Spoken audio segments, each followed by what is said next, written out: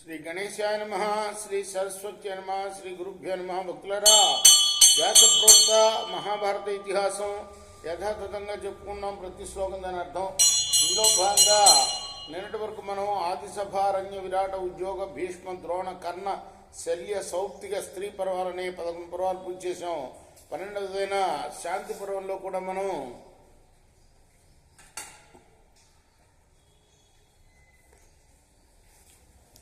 260 అధ్యాయాలు పూర్తి చేసి 260 అధ్యాయాలు పూర్తి చేసాం. 259 అధ్యాయాలు పూర్తి చేసాం. 260వ అధ్యాయాన్ని కూడా ప్రారంభించి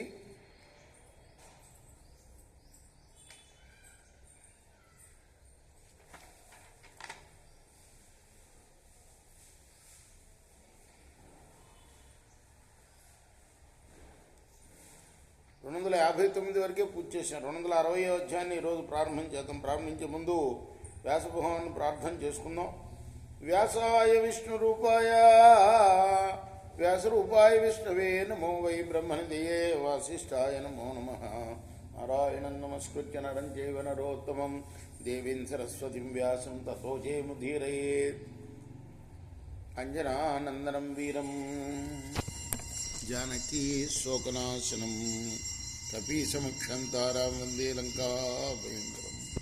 సదా నింబవృక్షస్య మూలాదివాసా సుధాశ్రావిణం తిక్తమప్యప్రియంతం తరుం కల్పవృక్షాదికం సాధయంతం నమామీశ్వరం సద్గురుం సాయినాథం సమర్థగురు సాయినాథరాజి.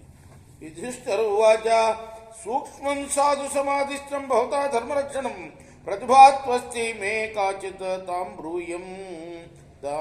బ్రూయాం అనుమానత. యుధిష్ఠుడు అన్నాడు, ధర్మలక్షణాన్ని సూక్ష్మంగా చక్కగా చెప్పావు తాతయ్య.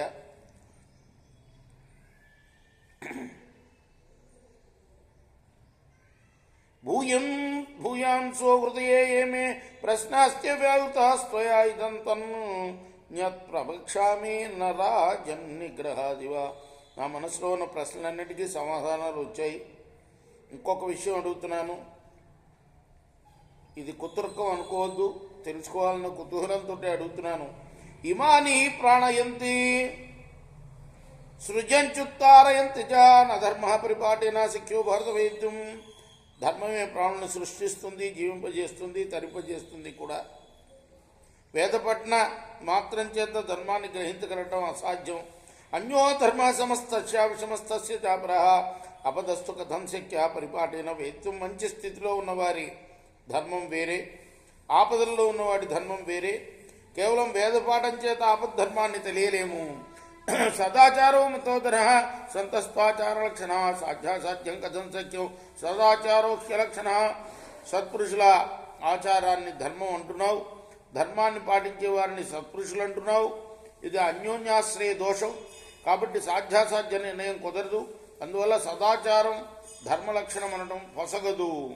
దృశ్యతే హి ధర్మరూపేణ ధర్మే అధర్మే ప్రాకృతశ్చరన్ ధర్మంచా ధర్మరూపేణ కశ్చిత ప్రాకృతశ్చరన్. ఎంతోమంది అజ్ఞానులు ధర్మంలా కనిపించే అధర్మాన్ని ఆచరిస్తూ కనిపిస్తారు.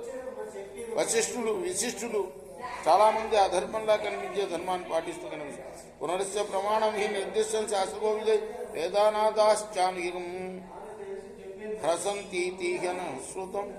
శాస్త్ర కోవిదులు వేదాలే ధర్మానికి ప్రమాణం ఉన్నారు, కానీ వేదాలు యుగయుగానికి క్షీణిస్తాయని విన్నాను. ఆ దశలో ధర్మానికి సంబంధించిన వేద నిశ్చయాలు కూడా మారుతాయి కదా. అన్యే కృతయుగే ధర్మ త్రేతాయాం ద్వాపరేశ్వరే. అన్యే కలియుగే ధర్మ యథాశక్తి కృతాయివ. కృతయుగ ధర్మాలు ఒక రీతిగా ఉంటాయి, త్రేతాయుగ ధర్మాలు మరొక రీతిగా ఉంటాయి, ద్వాపర ధర్మాలు మరొక తీరుగా ఉంటాయి. కలియుగ ధర్మాల తీరే వేరు. బహుశా ప్రజల శక్తిని బట్టి వీటిని నియమించారేమో. ఆమ్నాయావచనం సత్యం నిశ్చయం లోక సంగ్రహ ఆమ్నాయేభ్య పునర్వేద ప్రసృత సరతోముఖ. వేదవచనమే సత్యమనటం లోకరంజన కోసమేనా? స్మృతులు కూడా వేదాల నుండే ఉద్భవించి ప్రసారమవుతున్నాయి కదా. తేచే సర్వ ప్రమాణం వై ప్రమాణం యత్ర విద్యతే ప్రమాణేభ్య ప్రమాణేన విరుద్ధే శాస్త్రత్కుత. వేదాలని ప్రమాణాలే అయితే స్మృతులు కూడా ప్రమాణాలే. యుగాలను బట్టి ధర్మాలు మారుతాయంటే వేదాలు వేదమూలక స్మృతులు కూడా అప్రమాణికాలు కావాల్సి వస్తుంది. స్మృతులు శృతుల్లో వైరుధ్యం ఉంటే అవి శాస్త్రాలు కాలేవు కదా. ధర్మస్య క్రియమాణస్య బలవద్ భిద్ధురాత్మహి భీం. మనకు వచ్చిన సందేహాలే అన్ని ధర్మరాజు కూడా వచ్చినట్టు ఉండే. యా విక్రేతే సంస్థ తత సాపి ప్రణశ్యతి. నిజానికి ఆయన అడగటం మన కోసమే అనుకోవచ్చు. ఆయనే ధర్మరాజు, ఆయన తెలియని ధర్మం ఉంటుంది కాబట్టి. ధర్మాన్ని అనుష్ఠింపబడే సమయంలో బలవంతులైన దుర్మార్గుల ద్వారా ధర్మ వికృతి ఏర్పడితే ధర్మ మర్యాద కూడా నశిస్తుంది కదా. విద్మచైవ నవా విద్ని శక్యన్వా వేదితున్నవా అణియాన్ క్షురధారాయా గరీయానపి పర్వతాత్. ధర్మం తెలుసో తెలీదో, తెలుసుకొనగలమో లేమో, కానీ అది కత్తివాదన కన్నా సూక్ష్మమైనది, పర్వతం కన్నా విశాలమైనది. ఇది మాత్రం యథార్థం. గంధర్వ నగరాకార ప్రధ్వంసం ప్రతుష్యతే అన్వీక్షమానా కవిభి పునర్గచ్చత్.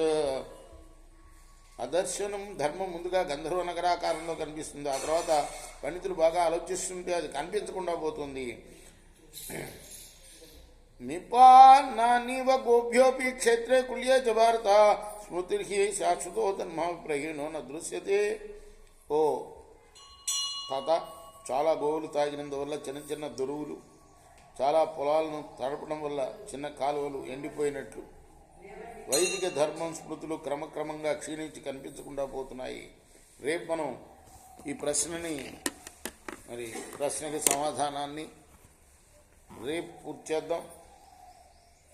14వ శ్లోకం వరకు చెప్పుకున్నాం ఈ అధ్యాయంలో. రామకృష్ణ రా. కృష్ణార్పణం. స్వస్తి ప్రజాభ్య పరిపాలయంతాం న్యాయ మార్గం మహిమీ చ గోబ్రాహ్మణేభ్యో సమస్త లోకా సమస్త సుఖినో